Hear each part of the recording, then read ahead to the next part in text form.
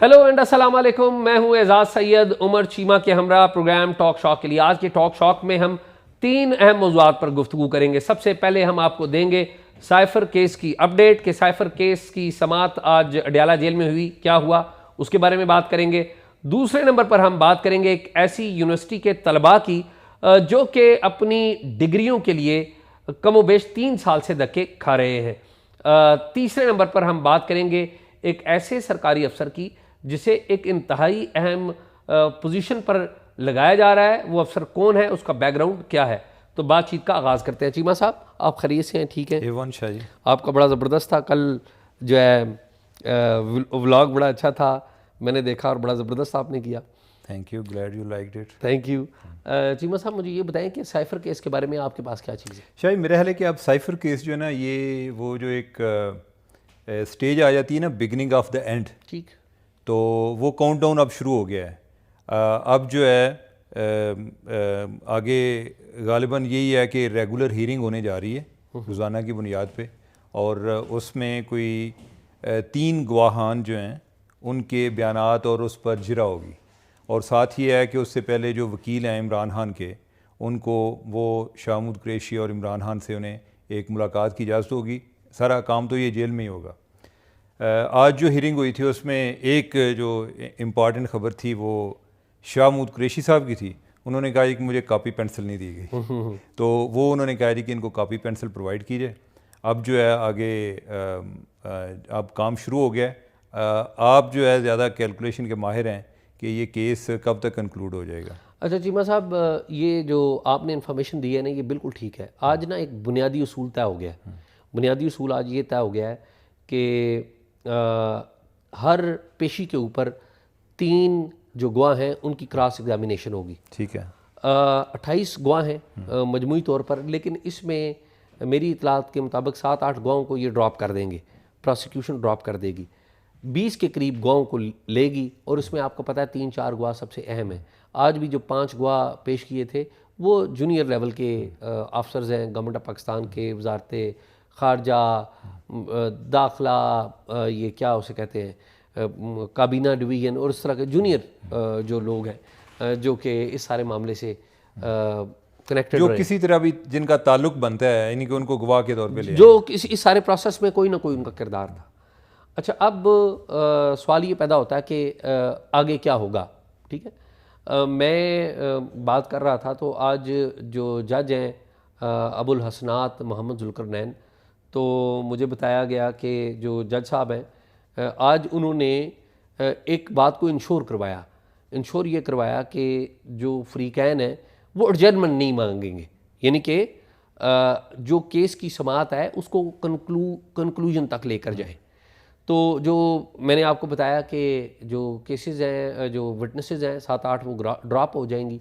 तो तकरीबन 7 हफ्ते आज से ऑनवर्ड कर लें, बल्कि 7 हफ्ते से भी कम। आज 5 गवाह हुए ना, तो बाकी रह गए 15 गवाह। सही है। तो आप मेरे ख्याल में 5 हफ्ते बन गए तकरीबन। दिन या हफ्ते? हर हफ्ते मंगल के दिन मुकदमे की समाअत होगी। ओके, ठीक है। हफ्ते में एक दिन मंगल के रोज़ समाअत होगी। तो ये तकरीबन 5 से 6 हफ्ते बन जाते हैं। आज हम बैठे हुए हैं अक्टूबर के आखिरी दिन में, 31 अक्टूबर को बैठे हुए हैं। तो नवंबर का जो पूरा महीना है और दिसंबर का पहला हफ्ता, तो दिसंबर के पहले हफ्ते तक ये जो क्रॉस एग्जामिनेशन है ये पूरा हो जाएगा। फिर इसके बाद क्या होगा? फिर इसके बाद होना तो ये चाहिए ना कि वो फाइनल जिरा का मौका दें। वो ज़्यादा से ज़्यादा 2-2 घंटे या बहुत कर लें तो 3 घंटे। बड़े रेयर केसेस हैं जिसमें 1-1 दिन भी दिया जाता है। तो मिड दिसंबर में ये केस ख़त्म हो जाना चाहिए। ठीक है। लेकिन जो इसमें प्रोसिक्यूशन है वो ये सोच रही है कि शायद कि जब ये गवाह सारे क्रॉस एग्जामिन हो जाएंगे तो उस वक्त भी जो वकला हैं इमरान खान साहब के, वो हाई कोर्ट में कोई दरख्वास्त देंगे, कोई सुप्रीम कोर्ट में दरख्वास्त देंगे ताकि मामला लटकाया जाए।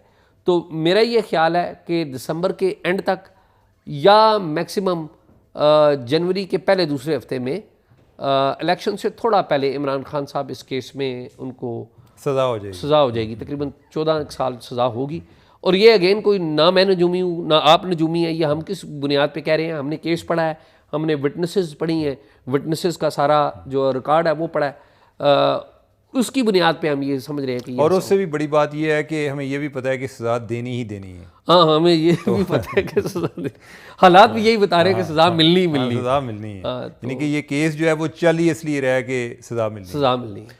तो मेरे ख्याल है कि जो जिन पर कोई ज़्यादा टाइम लगेगा, जो गवाहान हैं वो कोई 4 हैं जो स्टार विटनेस हैं, जैसे आज़म खान हैं, सुहेल महमूद हैं, या वो क्या नाम है जो असद मजीद साहब हैं वो हैं, तो तिरमजी साहब हैं। तो इन पर ज़्यादा टाइम हो सकता है कि ज़्यादा टाइम लगे क्रॉस एग्जामिनेशन। मेरे ख्याल में सबसे ज़्यादा टाइम लगेगा आज़म खान के ऊपर, क्योंकि वो प्राइम मिनिस्टर साइड के थे, और वो जो इमरान खान साहब के वकलाएँ सबसे ज़्यादा टाइम आज़म खान के ऊपर लगाएंगे, क्योंकि वो ये साबित करने की कोशिश करेंगे कि आज़म खान जो है वो कंप्रोमाइज्ड विटनेस है, और एट द सेम टाइम ये बड़ा दिलचस्प, एक दिलचस्प तो नहीं, अनफॉर्चुनेट कहना चाहिए कि जिन लोगों के साथ इमरान खान साहब काम करते रहे वो उनके खिलाफ गवाह के तौर पे उनके सामने पेश होंगे। चीमा साहब, ये बड़ी तकलीफ दे बात होती है कि आप ज़रा सोचें ना कि वो बंदा उसका बास रहा है और बड़ा क्लोज, सही कह रहे हैं, तमाम अच्छे बुरे काम मिल के करते रहे, और अब वो बंदा उसके खिलाफ, ये बड़ी तकलीफ दे। अच्छा, वैसे ये भी एक डिटरमिन करने वाली बात है कि आज़म खान ने क्या कोई एडवाइस गलत की है या नहीं। जब मैं ये गलत की बात करता हूँ ना, वो ये होता है कि आपने कोई इन राइटिंग, ये एक प्रिंसिपल सेक्रेटरी होता है, वो इन राइटिंग ज़्यादा चीज़ें लिख कर करता है। बल्कि ये भी एक पॉइंट इम्पॉर्टेंट है जानना कि जब साइफ़र गुम हो गया तो कोई उन्होंने इसको रिकॉर्ड का हिस्सा उस टाइम बनाया था या नहीं बनाया था, कि जब इमरान खान को उन्होंने कहा जी कि तलाश करें, खान साहब जो हैं, खान साहब ने एक और, मैं आपको वैसे मज़े की बात बताऊँ, मुझे याद आ गई इस तरह की बातों से, खान साहब ने ये बात भी आगे मिलिट्री सेक्रेटरी पे डाल दी। जी हाँ, ठीक है। और जो आज़म खान का जो बयान है ना, आपकी बात की तस्दीक, जो आज़म खान ने अपने बयान में बड़ी ख़तरनाक बातें की हैं। एक तो उन्होंने कहा कि जी मैंने उनसे मांगा तो उन्होंने कहा गुम हो गया, इमरान खान ने कहा गुम हो गया, और फिर मैंने उन्हें कहा कि ये तो बड़ा कीमती है, ये तो खिलाफवर्जी है उसकी। तो फिर उन्होंने कहा जी मेरे स्टाफ से पूछें और मिलिट्री सेक्रेटरी से पूछें, फिर वो ढूंढते रहे कि जी अच्छा, मिलिट्री सेक्रेटरी को इन्होंने इनफॉर्मली उससे पूछा है इन्वेस्टिगेशन में भी। अच्छा, और मिलिट्री सेक्रेटरी ने कहा जी कि मुझे इन्होंने कहा था कि कागज़ गुम हुआ है, मुझे तो पता भी नहीं था कि ये किस कागज़ की बात हो रही है। ठीक है, मुझे ये कहा कि कागज़ गुम हुआ है, तो मैंने आगे जो एडीसी वगैरह भी है ना, जो और होते हैं सर्विसेज से, जो कैप्टन लेवल के जो 2-3 ऑफिसर्स होते हैं, तो कहते हैं कि उनको भी लगा दिया कि यार तलाश करें को कागज़ गुम हो गया है। वो बाद में पता चला। ये ब्रिगेडियर शफकात की बात हो रही है जो आजकल जनरल नहीं, मेरा नहीं ख्याल, ये नहीं मुझे आइडिया, नाम का नहीं मुझे आइडिया। अच्छा, नाम का नहीं मुझे आइडिया, जनरल तो खैर वो बन गए हैं।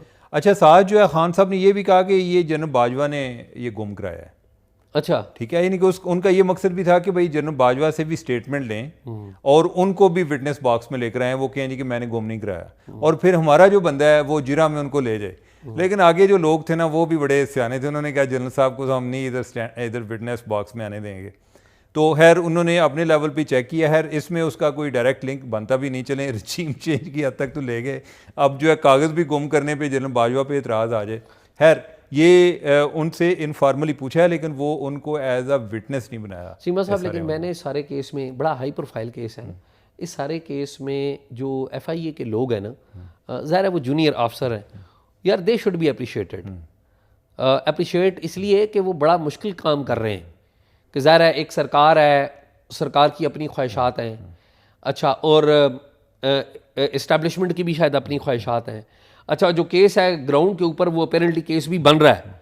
अगर आप डॉक्यूमेंट वर्क देखें ना तो FIA के जो तफ्तीशी अफसरान हैं वो 4-5 हैं, उन्होंने अपना जो डॉक्यूमेंट पूरा किया है। अच्छा एजाज, एक और चीज़ है कि उन्होंने इनको गलत एडवाइस भी नहीं किया कि केस में जो ऑफेंस बन सकती है, उन्होंने उसके बारे में एडवाइस किया कि ये ऑफेंस इनकी बनती है। अब ये है कि आप अगर ये चाहें जी कि उनको इस केस में सजाए मौत देनी है, चलें सजाए मौत तो खैर नहीं वो भी देना चाह रहे, यही है कि इनको ज़रा कोई लंबा कोई अरसे के लिए जेल में रहें, उम्र कैद है। अब ये क्वेश्चन जो है, अब इन्होंने जो इन पे ऑफेंस सप्लाई हो रही है वो उम्र कैद की है, लेकिन उम्र कैद में भी आपको ये साबित करना पड़ेगा कि क्या हालांकि इमरान खान ने जो किया काफ़ी गंद किया है, ठीक है। लेकिन जब आप कानून की नज़र से देखते हैं तो उसमें आपने साथ ये भी बताना है कि ऑफिशियल सीक्रेट एक्ट की खिलाफवर्जी हो गई, लेकिन इससे दूसरे ममालिक को क्या फ़ायदा हुआ या हमें कैसे नुकसान हुआ। अब चैलेंज ये है कि आपने उस नुकसान को क्वांटिफाई किस तरह करते हैं, कि आपने उसको एक्सप्लेन करना है। तो कैसे बताएंगे जी कि हमें जो है ना इतने का उन्होंने लेटर लिखा था कि ये आपने लेटर, ये साइफर आपने रिलीज़ किया, हमने आपकी जो है ना $500 मिलियन इमदाद रोक ली है, ठीक है, कि हम कोई बता सकें। या अगर आप ये कहते हैं जी कि इंडिया की वजह से हुआ है, तो वो आप किस तरह साइफर के साथ किस तरह कनेक्ट करेंगे। तो ये चैलेंजेस हैं जो आगे जाके इस केस में भी आएंगे। मेरे ख्याल में वो जो डैमेज है ना, वो फैसल तिरमिज़ी का वजारत खारजा के एडिशनल सेक्रेटरी जो है उनका बयान बड़ा अहम है कि जो ये बता रहे हैं कि अमेरिका के साथ हमारे ताल्लुकात मुनक़ता हो गए, यानी कि हमारी कम्युनिकेशन वो बड़ा अहम है। हाँ नहीं, वो ठीक है, यानी कि एक तो मुनक़ता वाली बात है ना। अब ये है कि आपने ये बताना है कि ये साइफर जो है इसका दूसरी साइड से उन्हें फ़ायदा क्या हुआ, या यानी कि मुनक़ता का जो है आपने उसको उसके साथ कनेक्ट करना है, जो कि उसमें उन्होंने वैसे जो अमेरिका की तरफ से आया हुआ लेटर वो साथ लगाया हुआ है कि जिसमें उन्होंने इस साइफर पे अपना डिस्प्लेयर भी कन्वे किया और उन्होंने कहा कि वो जो आपके प्राइम मिनिस्टर उधर को साइफर लहरा रहे हैं वो हमारे साथ भी शेयर करें कि वो है क्या, ठीक है। अब अगर जो नेक्स्ट चीज़ है जो तलक मुनक़ता वाली बात है, अब ये है कि मेरा किसी बंदे के साथ रोज़ाना रब्ता होता है, अब मेरा रब्ता उससे कोई 1 माह के बाद हो रहा है, तो मैं कहता हूँ जी कि तुम्हारी इस गलती की वजह से ना वो बंदा मेरे से नाराज़ हो गया। अब ये जो चीज़ साबित करना है कि उस गलती की वजह से नाराज़ हुआ है या वो बंदा बाद में, या वो उसको तो आप विटनेस बॉक्स में नहीं ना ला रहे हैं कि वो आकर बताया जी कि मैं इस वजह से नाराज़ हुआ हूँ। तो एनीवे कुछ चीज़ें जो सब्जेक्टिव हैं, मेरी नज़र में जो खान साहब ने किया है, इन्होंने को अच्छा प्रेसिडेंट सेट नहीं किया और ये किसी लिहाज से भी काबिल रिश्क भी नहीं है और काबिल तकलीद भी नहीं है, ठीक है। आपने हर चीज़ को सियासत की नज़र कर दी है, लेकिन जब हम उसको कानूनी नज़र से देखते हैं तो उधर कई मसाइल, कई सवाल वो पैदा होते हैं। एनीवे तो आगे वो ज़रा यूनिवर्सिटी के बारे में बताएं कि उनके क्या मसाइल चल रहे हैं और कौन सी यूनिवर्सिटी है। उमर, ये बड़ा एक अफसोसनाक केस है और ये बताता है कि किस तरह हमारी हायर एजुकेशन कमीशन, हमारी जो यूनिवर्सिटियाँ हैं, ये नौजवानों के मुस्तकबिल के बारे में किस तरह यानी कि जिसे कहते हैं बेनियाज हो जाते हैं।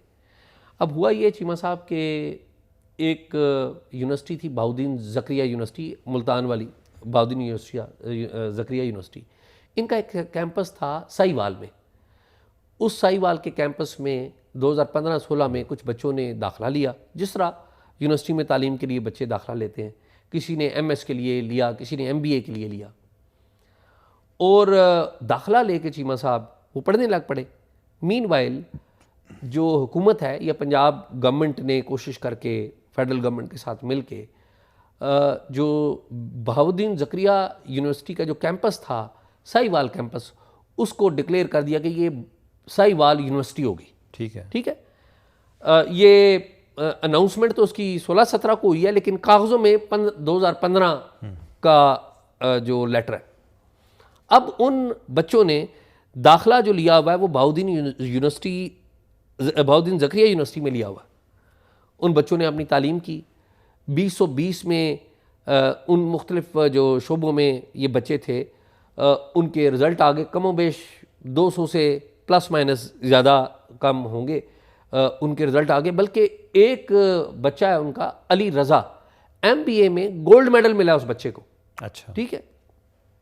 चीमा साहब, पता ये लगता है कि रिज़ल्ट आ गया, लेकिन बच्चों को उनकी जो डिग्री है वो वेरीफाइड नहीं। क्यों वेरीफाइड नहीं? पता ये लगा कि जो साहिवाल यूनिवर्सिटी है या HEC का रूल है वो ये कहता है कि अगर आपने MS का कोई सब्जेक्ट पढ़ाना है तो उसके लिए NOC चाहिए होगा इस HEC से। उस वक्त जो साहिवाल यूनिवर्सिटी है उसका कोई वाइस चांसलर भी नहीं था, रजिस्ट्रार भी नहीं था। नतीजा क्या निकला कि वो बच्चे अभी तक धक्के खा रहे हैं। बज़ाहिर उन्होंने तालीम हासिल कर ली हुई है। आज 2023 में हम बैठे हुए हैं, बल्कि अगस्त के महीने में, इसी साल अगस्त के महीने में बलीगुर रहमान वहाँ पर उन्होंने कॉन्वोकेशन किया है साहिवाल यूनिवर्सिटी का। उसमें उन बच्चों को उन्होंने इनाम दिया है और उस बच्चा जो अली रज़ा है उसको गोल्ड मेडल मिला है। अच्छा, अब ये मामला एक और भी इसका पहलू है कि उनमें से एक बच्चा वो है, वो चला गया अम्बड्समैन के पास और अम्बड्समैन ने कहा कि जी इसका ना देखा जाए कि ज़िम्मेदार कौन है और ये मसला हल किया जाए। तो पता ये लगा कि HEC ने कोई इंक्वायरी की है या नहीं की कि 3-4 बंदे हैं वो जिम्मेदार हैं। भाई ये मामला तो अपनी तरफ चलता रहेगा ना, असल मामला ये है कि आप उन बच्चों का तो कुछ करें, वो बच्चे धक्के खा रहे हैं और हम दूसरी तरफ शोर मचाते हैं, हमारी हुकूमतें और सियासी सारी जमातें कि देखें जी हम नौजवानों के बड़े खैरखा हैं। ये चाहे PTI हो, चाहे पीपल्स पार्टी हो, चाहे नून लीग हो, ये सारे इसके जिम्मेदार हैं। लेकिन ये जो है ना, मुझे तो मैं इसको एक और एंगल से देखता हूँ। मुझे ना ये बड़ी एक मुझे लगता है कि ये हमारी स्टेट भी इंतहाई माजरत के साथ एक बड़ी जोकर स्टेट है कि जो इतनी यानी कि जिसमें गवर्नर जो है वो लोगों को इसनाद दे रहा है और वो इसनाद आपको बाद में मिल नहीं रही कि इस मुल्क पे इस अवाम का अपनी रियासत पर क्या एतमाद होगा। देखें, कोई एक बंदा हो ना, आप कह सकते हैं जी कि ये जो बात करते हैं ना अपनी बात का पक्का नहीं। अगर हमारे अदारे वो इतने गैर संजीदा होंगे और उनकी गैर संजीदगी जो नौजवान हैं उनके मुस्तकबिल के साथ खेल रही है कि उनके साथ क्या बन रहा है, यानी कि अगर इनके अपने बच्चे होते, इन्होंने आजकल यूनिवर्सिटीज़ का जो लंडा बाजार लगाया हुआ है, एक तो क्वालिटी ऑफ एजुकेशन जो है वो भी ख़राब हो रही है, दूसरा यही यानी कि बहुत सारी यूनिवर्सिटी हैं किसी का चार्टर प्रूव नहीं हुआ, किसी का इसी तरह का कोई मसला चल रहा है और उसके नतीजे में सफ़र कौन कर रहे हैं, बच्चे सफ़र कर रहे हैं और जो यूनिवर्सिटी वाले हैं वो पैसे लेके फीसें लेके वो कहीं और चले जाते हैं। उमर, आपको याद हो जब ये PDM की गवर्नमेंट ख़त्म हो रही थी, शहबाज शरीफ साहब वाली और पीपल्स पार्टी वाली, तो आखिर में आपको याद है एक सैकड़ों तो नहीं कहना, दर्जनों के हिसाब से यूनिवर्सिटियों के बिल पास हुए थे। वो चक्कर क्या था? वो चक्कर ये था कि वो बिल पास करके उसे एक्ट ऑफ पार्लियामेंट बनाकर उस यूनिवर्सिटी को फरोख्त करना था। वो 4-5 करोड़ रुपया था, यानी कि आपने वो जो लाइसेंस है वो फरोख्त कर देना है। और वो मेरे ख्याल में शायद बहुत सारे ऐसे लाइसेंसेज हैं जो शायद प्रेसिडेंट के पास गए हैं लेकिन वहां पर रुक गए हैं। नहीं, प्राइम मिनिस्टर के पास रुक, प्राइम मिनिस्टर के ये शहबाज शरीफ साहब जो थे या उनके जो सेक्रेटरी थे डॉक्टर तोकीर साहब, उन्होंने आगे वो जाने नहीं दिए। ठीक है, अब ये मामला नेक्स्ट गवर्नमेंट पर है कि जो भी प्राइम मिनिस्टर आएगा इनमें से ये जो पास कराने वाले हैं इनके चूँकि पैसे फंसे होंगे तो वो उधर से प्राइम मिनिस्टर को कहेंगे जी कि वो हमारा हमने वो जी पास करवाया था और इसको आगे जाने दे। तो ये बहुत बड़ा मजाक है। आप ये देखें कि एजुकेशन मिनिस्टर को भी नहीं पता कि जब बिल पेश हो रहे हैं, इन लोगों ने कोई और बिल पेश ही नहीं किया होगा, ये प्राइवेट मेंबर बिल के जी फलां यूनिवर्सिटी बनानी है और ये बहुत बड़ा जुल्म है इस पर। ये बड़ी इसकी मशरूमिंग ग्रोथ है, इसको कंट्रोल करना चाहिए और हमारी एजुकेशन की क्वालिटी जो है उसको इम्प्रूव होना चाहिए। वो नहीं हो रहा है एनीवे। कोई शक वो आपने तोकीर शाह का नाम लिया, वो तो चले गए वर्ल्ड बैंक में और वहाँ पर कोई नए साहब आ रहे हैं, वो कौन है ज़रा ये बताएं ना। अच्छा, उनकी जगह पर एक नए साहब आ रहे हैं। और वैसे चीमा साहब एक बात ऐड कर लूँ इस पे, फवाद हसन फवाद जो है ना, ये मौजूदा वफाकी वज़ीर, यार उनकी ही शुड बी अप्रिशिएटेड। उन्होंने जब वो थे प्राइम मिनिस्टर के प्रिंसिपल सेक्रेटरी तो उन्होंने ये पाबंदी लगाई थी कि आइंदा कोई भी प्रिंसिपल सेक्रेटरी वो वर्ल्ड बैंक की पोजीशन पर नहीं जाएगा, क्योंकि ये वो पोजीशन होती है, ये जो प्रोरोगेटिव है उसको बना दिया, ये मेरिट पे जाएगा। और वो नहीं गए थे, यानी कि फवाद हसन फवाद जा सकते थे। और ये बड़ी अनफॉर्चुनेटली है, फवाद हसन फवाद से पहले और बाद हमारे जो सरकारी अफसरान हैं वो बड़े शौक से उनको ये होता है कि जी ये तो जायज़ पैसे हैं, हालांकि जायज़ नहीं, ये सीधा सीधा कॉन्फ्लिक्ट ऑफ इंटरेस्ट है कि आपकी टेबल पे एक अपॉइंटमेंट आई है और आप उधर अपॉइंटमेंट अपने नाम लिखवाते हैं और चले जाते हैं। और वैसे आप जाने जाते हैं बड़े ईमानदार हैं। तोकीर शाह जी जो है उनकी रिप्यूट कोई बुरी नहीं है, नहीं बहुत अच्छे आदमी हैं। खैर एनीवे, ये एक जो है काबिल एतराज़ बात ज़रूर हो सकती है, ओवरऑल एक अच्छी उनकी रिप्यूट है। तो ये बात भी दुरुस्त है कि जो प्रिंसिपल सेक्रेटरी होता है वो सबसे पावरफुल ब्यूरोक्रेट होता है, बल्कि वो प्राइम मिनिस्टर के बाद सबसे पावरफुल आदमी है। Prime minister after prime minister, यानी वो जो है यानी कि वो ब्यूरोक्रेसी का प्राइम मिनिस्टेरियल वर्जन होता है। ठीक बात। तो अभी जो है उस जगह पे जो नए साहब आ रहे हैं वो हैं खुर्रम आगा साहब। ठीक, खुर्रम आगा साहब जो हैं, मैंने भी कोई बहुत उनको पुराना जानता नहीं था, लेकिन ये है कि जब इनका नाम सुना है तो इधर उधर भागम दौड़ किया है कि पता करेंगे ये कौन शख्स है। खैर एक तो इतना तो शुरू में पता चल गया था कि वो सेक्रेटरी कम्युनिकेशन थे अभी, तो उनको लगाया जा रहा है। कुछ 2-3 कोई छोटे मोटे इश्यूज़ हैं कि जिसकी वजह से अभी नोटिफिकेशन नहीं हुआ। जैसे होता है इलेक्शन कमीशन से आपने अप्रूवल लेनी होती है। आपको पता है पहले डॉक्टर तोकीर शाह पर भी ये एक इतराज़ आ रहा था कि उन्होंने जो शहबाज शरीफ हैं उनके साथ भी काम किया हुआ है, तो इलेक्शन कमीशन में कोई कंप्लेंट्स इस तरह गई हुई थी, इलेक्शन कमीशन ने वो टेकअप की हुई थी, बल्कि फवाद हसन फवाद साहब के हवाले से भी और जो अहद चीमा साहब हैं उनके हवाले से भी। तो इन्होंने यानी कि उनसे जो एक NOC लेना होता है, ऐसा टाइम ऐसा है कि केयर टेकर का चल रहा है, तो वो वाला मामला ऐसी कोई रुकावट नज़र नहीं आती। अच्छा, अगेन इस पे ना एक और वो बात आ गई, चूँकि फवाद हसन फवाद की बात है, ये चूँकि इत्तेफाक की बात है, ये बात मैं जानता हूँ। अपेरेंटली इम्प्रेशन ये है कि फवाद हसन फवाद शरीफ ख़ानदान की रिकमेंडेशन पे लगा है। अपेरेंट इम्प्रेशन तो ये है ना, हालांकि हकीकत नहीं है, बल्कि शहबाज शरीफ साहब ने उसकी मुखालफत की है कि इनको फेडरल मिनिस्टर ना बनाए। दोनों एक दूसरे को पसंद नहीं करते, दोनों एक दूसरे को, बल्कि शहबाज शरीफ साहब ने बड़ी मुखालफत की है। अब सवाल ये पैदा होता है कि वो क्यों लग गए। वो चीमा साहब आर्मी चीफ जो है ना, आसिम मुनीर, आर्मी चीफ आसिम मुनीर और फवाद हसन फवाद एक महल्ले के हैं, टेरी इस्लामाबाद रावलपिंडी। तो ये दोनों एक दूसरे को, यानी दोनों DHA के हैं, दोनों DH नहीं, डेरी हसनाबाद, डेरी हसनाबाद ठीक है, रावलपिंडी DHA। तो वो उस कनेक्शन से ये इस सेटअप पे आए हैं। ये शहबाज शरीफ या शरीफ फैमिली का एक्चुअली ग्राउंड पे फवाद हसन फवाद को लगाने का कोई रोल नहीं। हाँ, सही कह रहे हैं, सही कह रहे हैं, दुरुस्त है। अच्छा, खुर्रम आगा साहब जो है, खुर्रम आगा साहब जो है ना, ये भी रिटायर्ड कैप्टन है, ठीक है, फ़ौज से आए हुए हैं। और जो मैं पहले इनकी ज़रा एक ब्रोक्रेसी के हवाले से थोड़ी बहुत बैकग्राउंड बता के फिर इनकी जो बैकग्राउंड है ना, असल जो चीज़ें हैं वो मैं बाद में बताता हूँ। लेकिन इंटरेस्टिंगली कि जब 2018 के इलेक्शन थे तो उस टाइम ये principal secretary to chief minister Punjab थे। ठीक। अब जो इलेक्शन है तो ये principal secretary to prime minister हो रहे हैं। ठीक है। उस टाइम वो हसन अस्करी थे मेरे, हसन रिजवी साहब उनके साथ थे।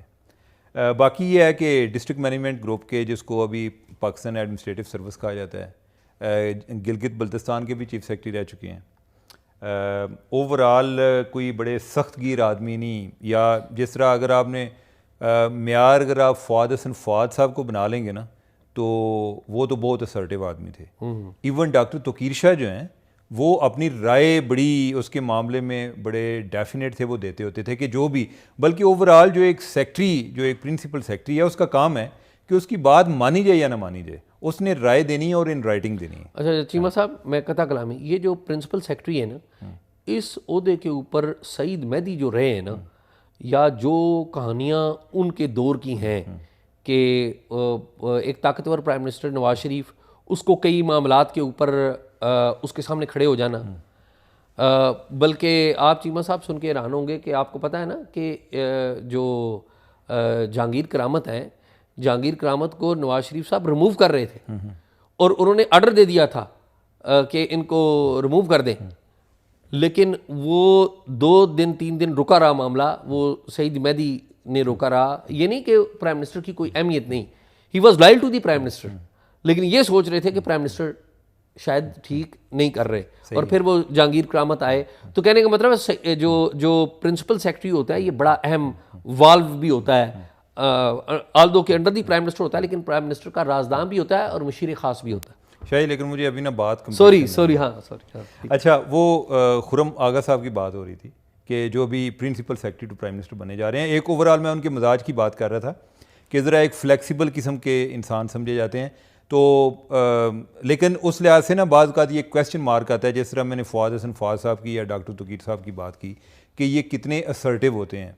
अब इसका काउंटर आर्गूमेंट भी मैं ही दे देता हूँ कि अभी इन दिनों में 2-3 महीनों की तो बात है, तो आई डोंट नो कि कोई इतने को बड़े सख्त किस्म के फ़ैसले करने पड़ेंगे, या लेकिन फिर भी एक प्रिंसिपल सेक्रेटरी का रोल होता है। अच्छा एजाज़, जो इनकी बैकग्राउंड है ना, जो इनकी ख़ानदानी बैकग्राउंड है, वो इनकी सर्विस बैकग्राउंड से ज़्यादा इम्पॉर्टेंट है। अच्छा, इंटरेस्टिंग। ये खुद भी आर्मी से हैं, कैप्टन है रिटायर्ड। खैर वो बहुत सारे लोग हैं इनके ब्यूरोक्रेसी में, जो कि आजकल निगरान दौर में तो बहुत ही मतलब फौज है जो आए हुए हैं इनके कैप्टन से, तरीका कार है जो ब्यूरोक्रेसी में। अच्छा, लेकिन ये है कि ये एक जनरल के बेटे भी हैं। अच्छा, हाँ। और जनरल कौन है? और जनरल ने मेजर जनरल थे आगा नेक मोहम्मद। ठीक। अच्छा, आगा नेक मोहम्मद जो है ना, वो DGIB थे। अच्छा, ठीक है। और वो DGIB थे कि जिनको जुनेजो ने फ़र्क किया था। अच्छा, यानी कि वो जब जुनेजो साहब का ताल्लुकात जो है ना, वो बहुत ज़्यादा टेंस हो रहे थे जनरल ज़िया के साथ। ठीक है। तो जिन लोगों को उन्होंने फ़ारिग किया, को 2-3 तो उन्होंने वज़रा भी उस टाइम फ़ारिग किए थे, और जो चौथा बंदा उन्होंने फ़ारिग किया था ना, वो DGIB था, और वो आगा नेक मोहम्मद साहब थे। उनका ये ख्याल था कि ये भी वो समझते थे कि उनके हाँ इर्द गिर्द, और DGIB का एक बड़ा इंपॉर्टेंट रोल होता है प्राइम मिनिस्टर को फीडबैक या उसकी आइज़ एंड ईयर समझा जाता है। तो जब आपके जहन में ये बात आ गई कि ये जनरल ज़िया के करीब हैं, तो फिर ये लगा कि ये जो इनकी तरफ से इंटेलिजेंस आती है ठीक है, ये गलत है, पता नहीं क्या होता है, तो ये उनके बेटे हैं। अच्छा, दूसरा जो इनका एक तल्लक है ना, वो है कि ये खालिद खल साहब के दामाद हैं। अच्छा, ठीक है, खालिद खल साहब के दामाद भी हैं, और पीपल्स पार्टी वाले खालिद खल। हाँ हाँ, और भी इनसे कि मेरे ख्याल को पहले भी रिश्तेदारी है, लेकिन वो जो आगे जाके उसका जो फर्दर उसमें एक मजबूत हुई वो ये है कि ये उनके दामाद भी हैं। अच्छा, खालिद खल साहब जो हैं वो बताते खुद, वो भी एक बड़े इंटरेस्टिंग कैरेक्टर हैं कि खालिद, पता नहीं अब यार मुझे इनके अब याद नहीं रहा कि वो भी हैं या इनके काफ़ी, हाँ इनके बड़े, वो पीपल्स पार्टी के दौर में इंफॉर्मेशन मिनिस्टर थे। अच्छा, वो पीपल्स पार्टी में कैसे आए, वो भी ब्यूरोक्रेट थे, और वो डिप्टी कमिश्नर लाड़काना थे, बाद में मेरे ख्याल कमिश्नर भी रहे उधर। और वो जो जिस तरह अभी जो इमरान खान फैक्टर है ना, तो इससे पहले जो भुट्टो फैक्टर है ना, उस टाइम भी बड़ी एक डिवीजन और बड़े जो है ना एक कल्ट फॉलोइंग, और जो लोग भुट्टो साहब के बड़े एक ज़ाती चाहने वाले बन गए थे, तो वो अपनी जो एक हुकूमती ज़िम्मेदारियाँ या सरकारी ज़िम्मेदारियाँ उनसे हट के भी आगे जाते थे। तो खालिद खल साहब जो है ना वो भी उनमें थे। और जब 1977 के इलेक्शन हुए, तो उन्होंने कहा कि जो है ना मेरा लीडर जो है, शायद लीडर की भी ख्वाहिश होगी वैसे, कि इसको अनअपोज होना चाहिए। ठीक है, एक ज़रा मैसेज जाए कि भुट्टो साहब जो है ना इतने इंपॉर्टेंट हैं और इतने पॉपुलर हैं। तो उस टाइम ना जो उनके मुखालिफ थे वो थे जमात इस्लामी के जान मोहम्मद अब्बासी साहब। तो इन पर जो है ना एक इल्ज़ाम था, आई डोंट नो कि उसमें क्या हकीकत है, वो ये था कि इनको उस टाइम ना कि अगवा करके साइड पे कर दिया, जिस दिन को नॉमिनेशन पेपर जमा होने थे। एनीवे उस दिन ना कोई बंदे ही नहीं भुट्टो साहब के मुकाबले में आया ना, कि वो टाइम जो है वो गुजर गया, और भुट्टो साहब जो है ना वो अनअपोज हो गए।